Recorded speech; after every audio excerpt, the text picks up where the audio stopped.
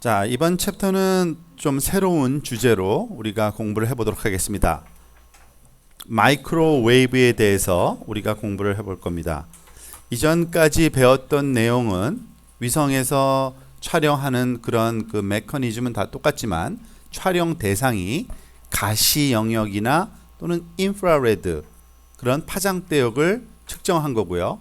그러한 파장대를 측정할 때는 우리가 보통 광학 센서라고 부릅니다. 그러니까 가시 영역이 포함된 조금이라도 그런 파장대역을 광학 센서 또는 광학 스펙트럼이라고 부르고요.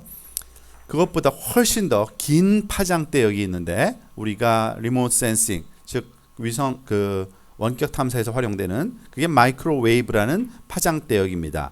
그 마이크로웨이브 파장대역의 그런 특성과 그리고 그 활용에 관해서 차근차근 한번 살펴보도록 하겠습니다.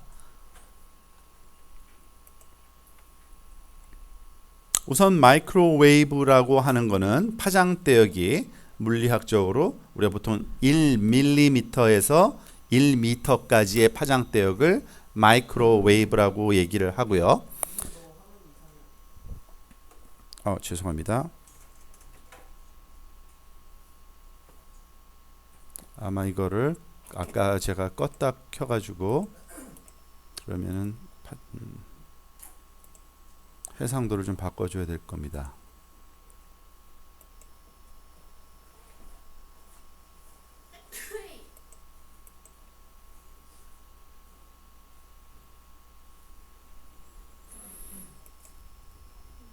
아직도 다 안 보이네요. 왜 그러지 이거?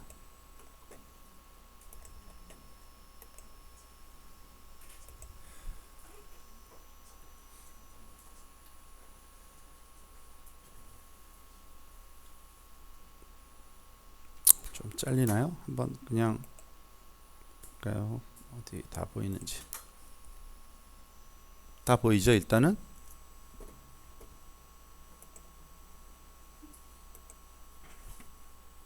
네, 계속해서 보겠습니다. 즉 마이크로웨이브의 파장대역이 1mm부터 1m에 해당되고요. 그 수동 방식도 있고요. 패시브 그 방식과 능동 방식, 액티브 방식 둘 다 있습니다.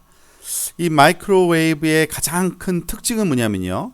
일단은 파장이 길죠. 근데 그 긴 파장 때문에 일어나는 좀 다른 현상들이 있어요. 즉 짧은 짧은 파장을 갖는 그런 그 광학 파장대에서는요. 그게 대기권에서 산란의 영향을 받습니다. 그죠? 산란 때문에 많이 튀겨나간다 그랬는데 이런 산란의 영향을 좀 덜 받는 게 긴 파장대고 그렇게 보면은 이 긴 파장대는 구름이나 안개나 먼지 그리고 아주 헤비 레인이 아닌 대부분의 그 레인은요 그냥 통과할 수가 있어요. 즉 그 산란되지 않고 대기권을 그대로 뚫고 지나갈 수 있다는 얘기입니다. 오른쪽에 있는 이 그림이 바로 그 상황을 아주 단순하게 한번 묘사해 본 건데요. 구름과 그 구름 아래 비가 오는데 마이크로웨이브는 그것을 뚫고 지나갈 수 있다는 얘기입니다. 즉 만약에 구름이 이렇게 있으면 광학 센서 같은 경우에는 구름이 촬영되는 거지 그 구름 밑에 하부가 촬영되질 않거든요. 그렇지만 마이크로웨이브는 이런 것을 다 뚫고 지나갔다가 돌아오기 때문에 구름은 촬영이 안 돼요. 그 대신 구름 아래에 있는 지구 표면이 촬영되는 겁니다. 굉장히 그 장점이 많죠. 그래서 이러한 그 웬만한 대기권에 존재하는 입자들을 뚫고 지나가는 그런 성질 때문에 이 데이터를 언제든지 수집할 수 있습니다. 거기서 말하는 언제든지라는 거는 뭐 그 모든 그 기상 조건을 얘기하는 거고요. 그리고 어떤 기후 또는 환경 조건에서도 마이크로웨이브 에너지를 우리가 탐지할 수 있다라는 장점이 마이크로웨이브 센서에서 그 갖고 있는 특징이라고 할 수 있습니다. 자, 우선 그 수동적인 그 패시브한 마이크로웨이브 센싱을 먼저 살펴보도록 하겠습니다. 모든 대상물들 지구 표면에 있는 것들은요.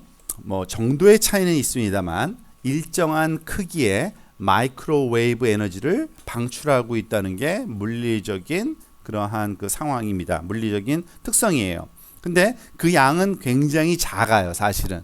그래서 그것을 측정을 할 수 있지만 굉장히 작은데, 보통 마이크로웨이브 에너지는 어디서부터 올 수 있는 거냐면 대기권에서 스스로 방출돼 나오는 것. 지금 오른쪽에 있는 그 묘사된 그 단순화된 이 그 그림이 바로 그 네 가지의 경우를 얘기하고 있는 건데요. 대기권 자체에서도 스스로 방출돼 나오는 거 1번, 2번 태양으로부터 반사돼서 튀겨 나오는 그 또 다른 그 에너지 2번, 그리고 표면으로부터 방출되는, 표면이 갖고 있는 그 물리적인 특성 때문에 그걸 방출하고 있는 거 3번, 그리고 표면 아래에 어떤 대상이 있는데 그 대상이 뿜어내고 있는 것이 투과돼서 나오는 이런 네 가지 종류, 즉 굉장히 다양한 종류의 마이크로웨이브가 나오고는 있습니다. 근데 상대적으로 봤을 때 아주 작은 양은 작은 양이에요. 이런 그 자연적으로 방출되는 에너지, 스스로 그 방출돼서 나오는 마이크로웨이브들은 보통 그 대상체가 갖고 있는 온도나 습도의 특성에 따라서 에너지가 많이 나오기도 하고 적게 나오기도 하기 때문에 온도와 습도 특성을 우리가 파악하기 위한 그런 능동적인 것이 아니라 수동적인 거죠. 패시브한 마이크로웨이브 센싱이 그 사용되기도 합니다. 그런데 이런 마이크로웨이브는 여러 번 지금 벌써 얘기하고 있듯이 파장이 좀 길어요. 그 가시 영역과 또는 인프라레드에 비해서. 그렇게 그 파장이 길다는 얘기는 그 파가 갖고 있는 에너지의 그런 세기는 또 굉장히 작다라고 우리가 볼 수 있습니다.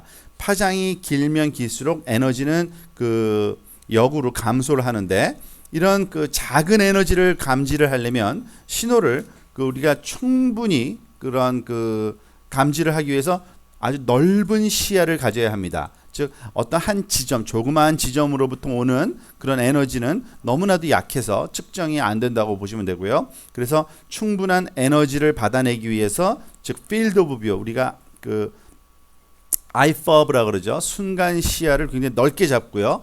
그렇기 때문에 이런 수동, 즉 패시브 마이크로웨이브 센서들은요, 공간 해상도가 굉장히 낮을 수밖에 없습니다. 아주 넓은 부분에서 오는 데이터를 한 픽셀로 측정을 해야 되는 상황이기 때문에 공간 해상도는 아주 낮게 측정될 수밖에 없습니다.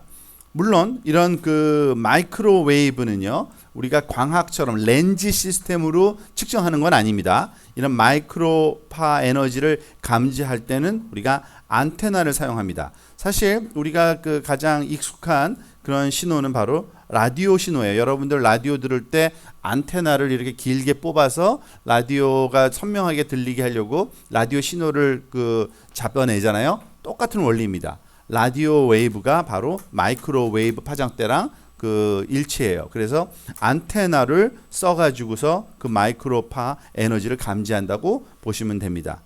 이런 마이크로파 에너지를 측정하는 그 수동적으로 측정하는 거죠. 패시브 마이크로웨이브 센싱의 응용으로는 한 세 가지 정도를 생각할 수 있는데, 기상학 분야에서는 대기상에 존재하는 그 수분과 그리고 오존의 내용을 확인할 때 이 마이크로웨이브 그 측정으로 우리가 감지가 좀 되고요.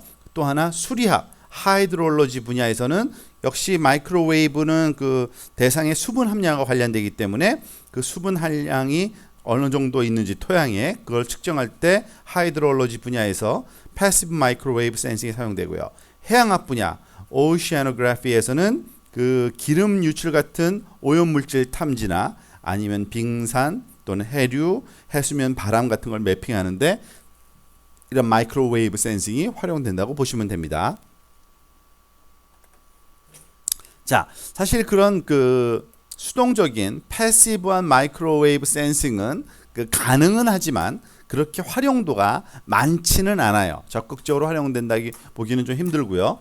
우리가 그래도 활용이 제일 많이 되는 부분은 그 능동적인 마이크로웨이브 센싱이 가장 많이 활용되는 분야입니다. 같은 마이크로웨이브를 할지라도요.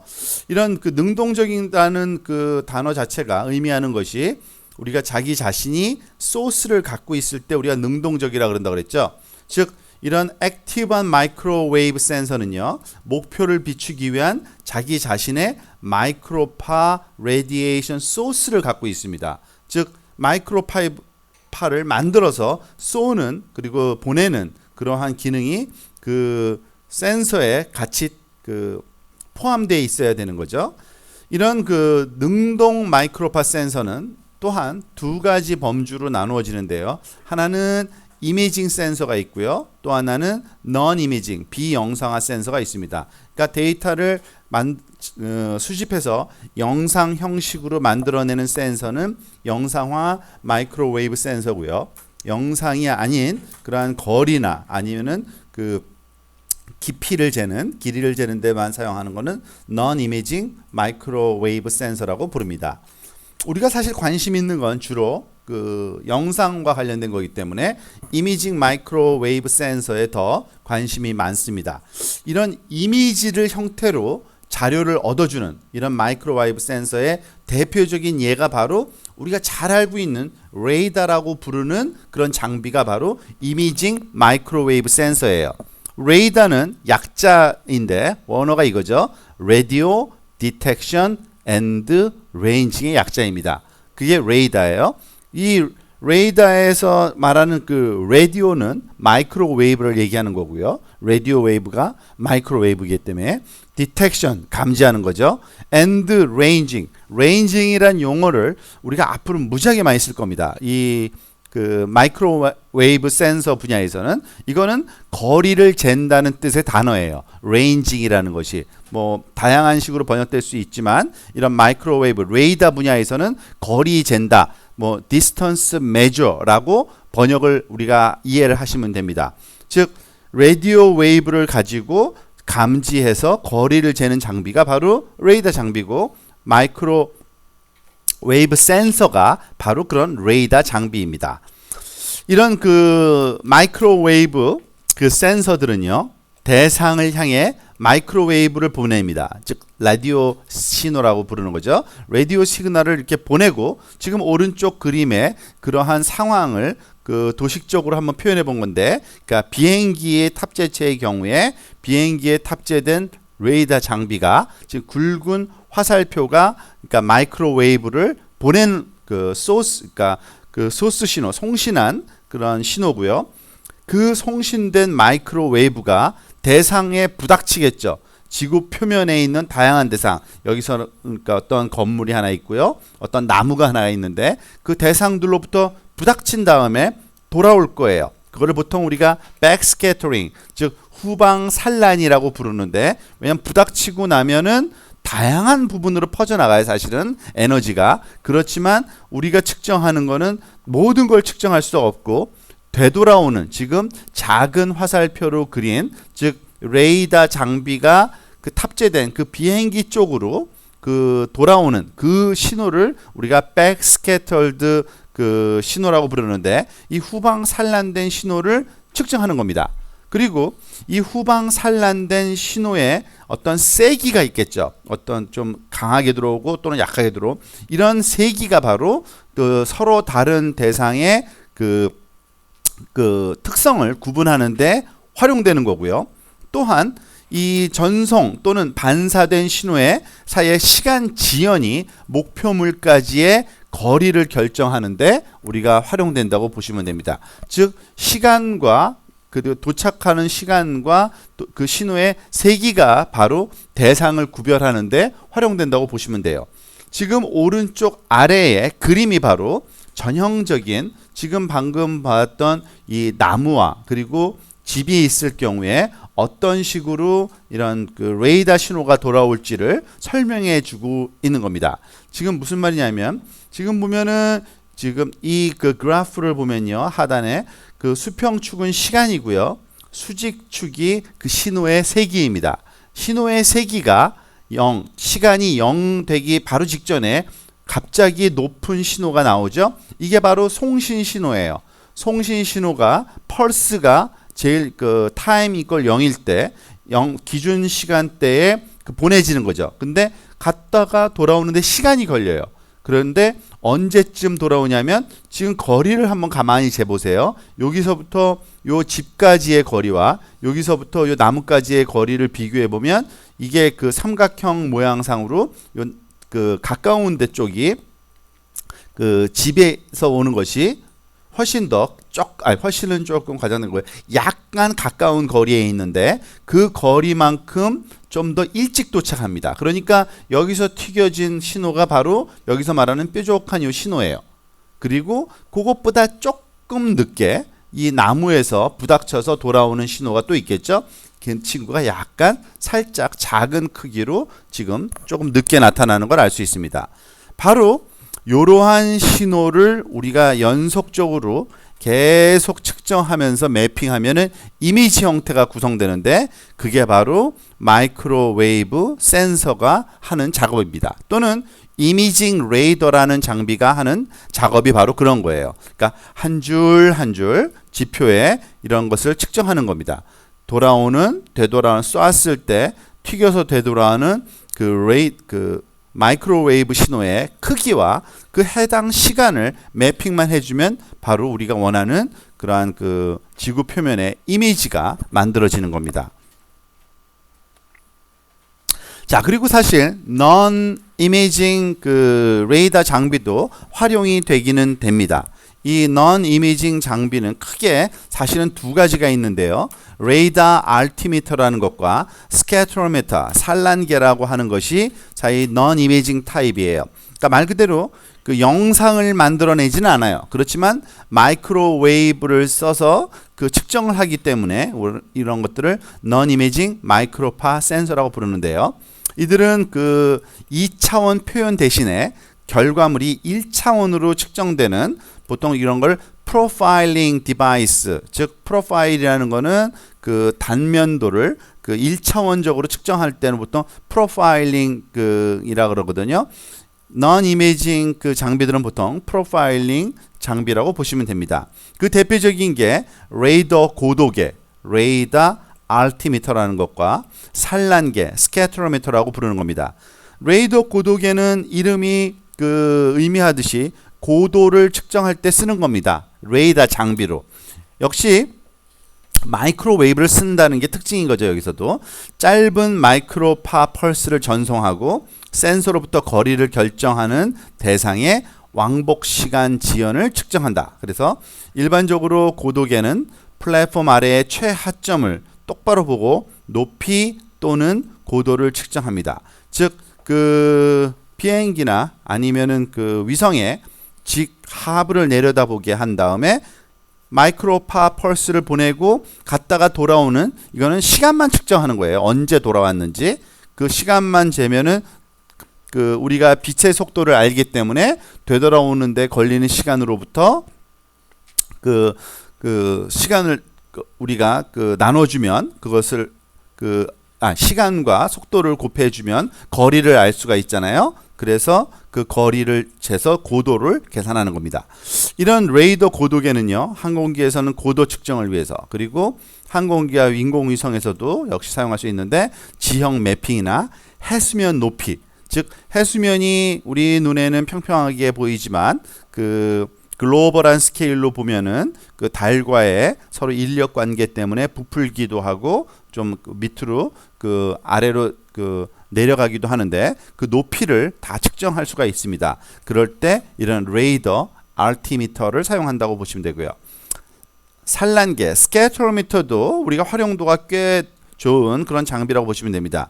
우리가 보통 지구 표면에 다양한 대상들이 있는데 그 대상들의 마이크로웨이브가 입사됐을 때 튀겨져 나오는 에너지의 양을 정확히 알 필요가 있습니다. 그걸 알아야지만 그러한 유사한 반응을 보일 때 그 대상 식별이 가능하겠죠. 그래서 대상에서 후방 산란되는 백스캐터되는 에너지의 양을 좀 더 정확하게, 이거는 정성적인 게 아니라 정량적으로 측정할 때 사용되는 겁니다. 바로 눈앞에서 보통 이렇게 소위 그라운드에서 한다고 보시면 돼요. 지구 표면에서 우리가 장비를 가지고 다니면서 대상한테 스캐터로미터로 후방 산란의 양을 정량적으로 한번 측정해 보는 거죠.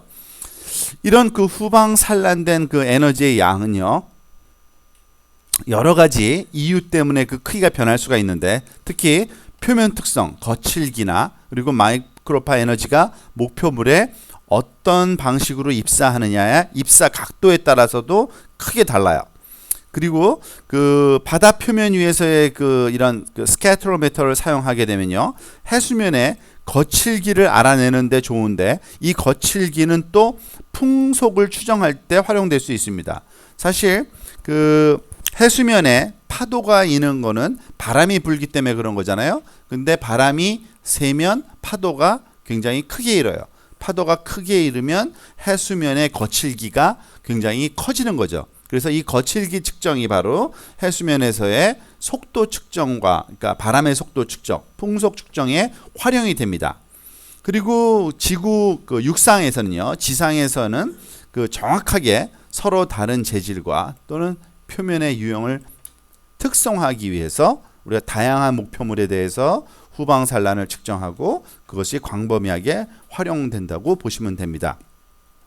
이 개념은 사실은 우리가 그 광 스펙트럼에서 그 스펙트럼 반사율 곡선이라는 게 있었죠. 스펙트럼 리스폰스라고 부르는 그러한 반응 곡선과 거의 같은 개념의 그러한 그 상응하는 레이더 신호의 반응 곡선이라고 보시면 되는 겁니다. 그리고 이 그 액티브의 경우는요, 수동 마이크로웨이브 감지와 마찬가지로 역시 레이더 신호를, 그러니까 라디오 신호를 사용하기 때문에, 마이크로웨이브를 사용하기 때문에 갖는 장점이 있는데, 구름이나 또는 대부분의 기상 조건을 관통하는 그런 그 특성이 있습니다.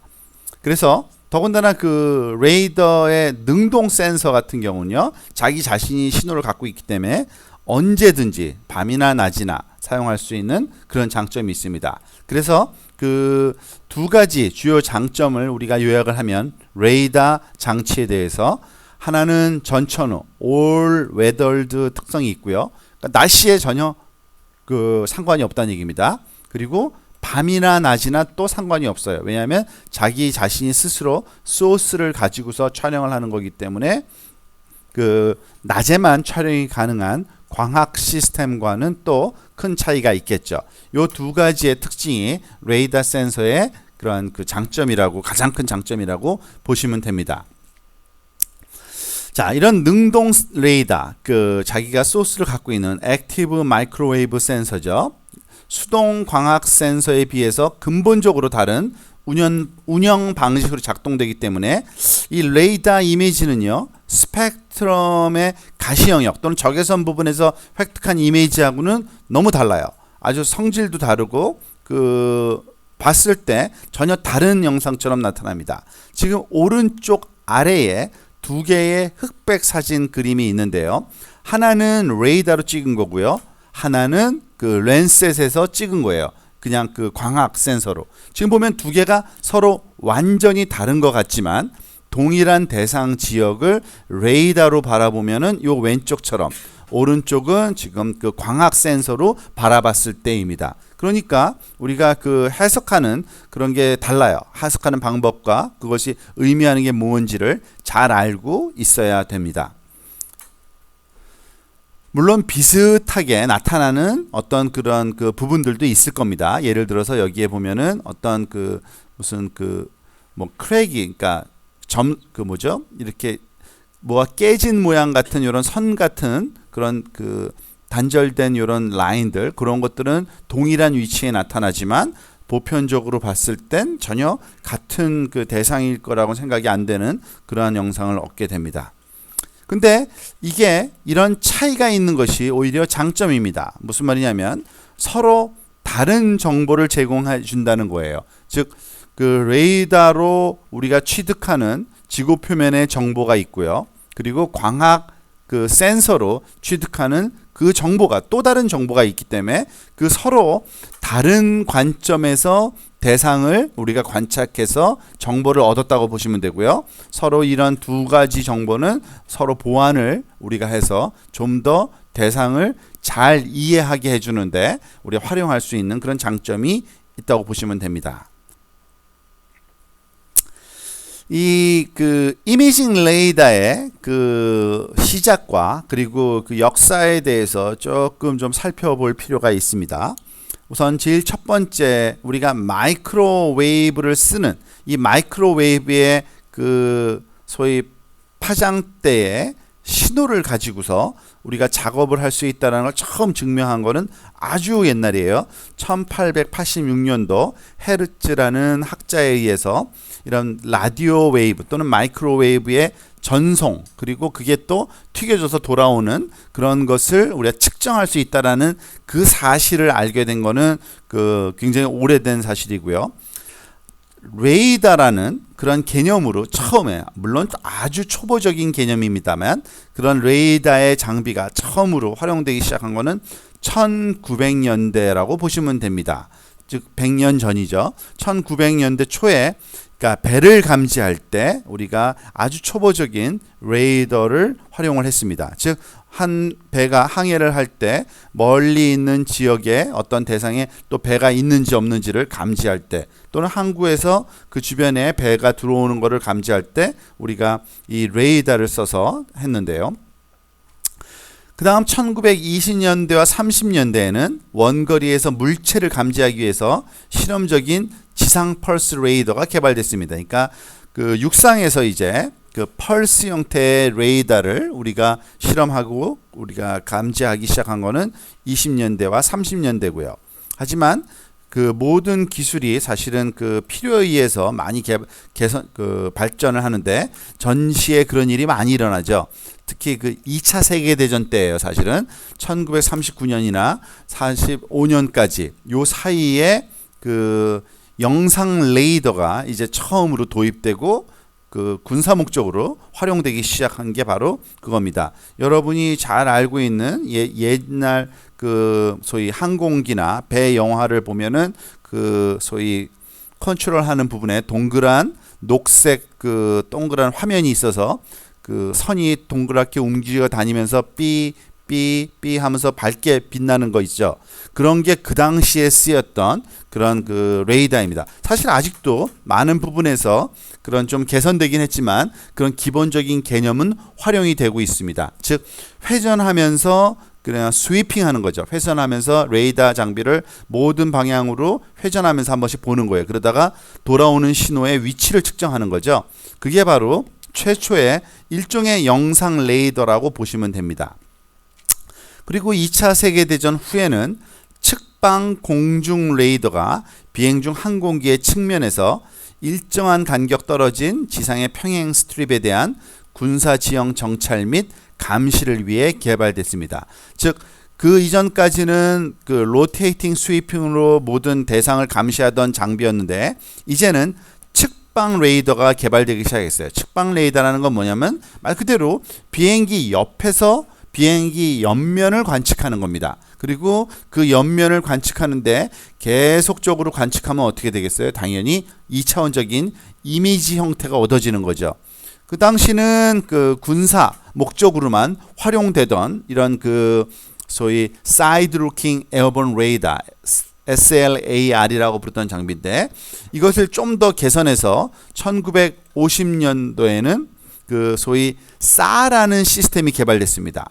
이 합성 개구 레이더라고 우리는 보통 번역을 하는데요. 영어로는 Synthetic Radar Aperture라고 부르는 장비예요. 이 그 앞글자를 따서 SAR, SAR라고 더 많이 불러요. 이 SAR가 그 굉장히 높은 해상도를 갖는 레이더 기법이 개발된 겁니다, 사실은. 그리고 그 당시는 군사 목적으로만 활용되었어요. 그렇지만은 그 기술이, 이 SAR 기술이 그 일반한테 공개됐습니다. 한 60년대부터는. 그래서 1960년대부터는 이 SAR라는 기술이 그 소위 기밀 해제가 되고 민간 매핑 응용 프로그램에 사용되기 시작했는데, 그때부터 이제 이 레이더를 사용한 뭐 지도 제작, 매핑이나 또는 그 감시, 모니터링 응용 프로그램에서 아주 활발하게 활용되기 시작한 거죠. 1960년대 이후부터요. 지금 우리가 사실은 배우고자 하는 그런 기술도 사실은 이 기술에 대한 그런 설명입니다. SAR라는 기술이에요. 합성 개구 레이더라는 기술입니다. 이 첫 번째 운영된 민간 레이더 위성 CSAT, 앞에서 우리가 그 소위 해양 관측 위성이라고 불렀던 그 분야의 그 여러 가지 위성 중에 하나가 CSAT이었는데, CWIPS라는 그 센서를 탑재한 위성이었죠. 그 위성에 사실은 그 레이더도 탑재를 같이 했었어요. 그래서 그 탑재한 레이더는 바다 표면을 측정하는 건데, 그때 사용한 거는 소위 그 레이더 신호에는 여러 개의 밴드가 있거든요. 그 중에 L 밴드를 사용해서 한번 실험을 해본 겁니다. 근데 이 CSAT 미션은 굉장히 빨리 몇 달 만에 그 실패로 끝났는데, 적어도 그 당시 그 소위 그 고장나기 전까지는 많은 이미지를 획득했거든요. 특히 레이더 센서로 그 대상으로부터 이미지를 얻을 수 있다라는 그런 개념을 증명하기엔 충분한 그런 이미지를 그 얻었고요. 거기에 자신을 얻어서 그 이후부터는 많은 이제 위성 레이더들이 만들어져서 그 소위 궤도에 올려지고 있는 지금 상황입니다. 한 1980년대와 1990년대 초에 걸쳐서 그 여러 연구 및 그 상업 항공 레이더 시스템이 그 만들어졌고요. 그 다양한 응용 프로그램에 대한 레이더 데이터의 유용성을 보여주는 전 세계에 걸친 방대한 양의 이미지를 수집한 것도 그 당시에 주로 이루어졌고요. 그 최근에는 91년도에는 그 ERS-1이라는 위성이, 그리고 그 1992년에는 JERS라는 위성이 일본에서 쏘아졌고요. 그리고 95년도에는 ERS-2와 레이더셋이라는 그런 그 캐나다에서 쏜 아마 가장 활용도가 높은 그 사 위성 중에 하나가 바로 레이더셋이라는 위성인데, 그것이 올려져서 지금도 작동되고 열심히 활용되고 있는 상황이라고 그 이해하시면 됩니다. 자, Did you know 섹션에서 조금 전에 우리가 설명한 레이더의 아주 기초적인 내용을 조금 살펴본 건데, 우리가 그 일상생활에서도 이 레이더 신호가 활용된다는 거를 한번 좀 그 알고 넘어가면 좋겠죠. 보통 우리가 마이크로웨이브라고 부르죠. 우리나라는 보통 전자 레인지라고 보통 번역을 좀 특이하게 해서 부르는데, 그 식당에서 또는 그 부엌에서 항상 많이 활용되고 있습니다.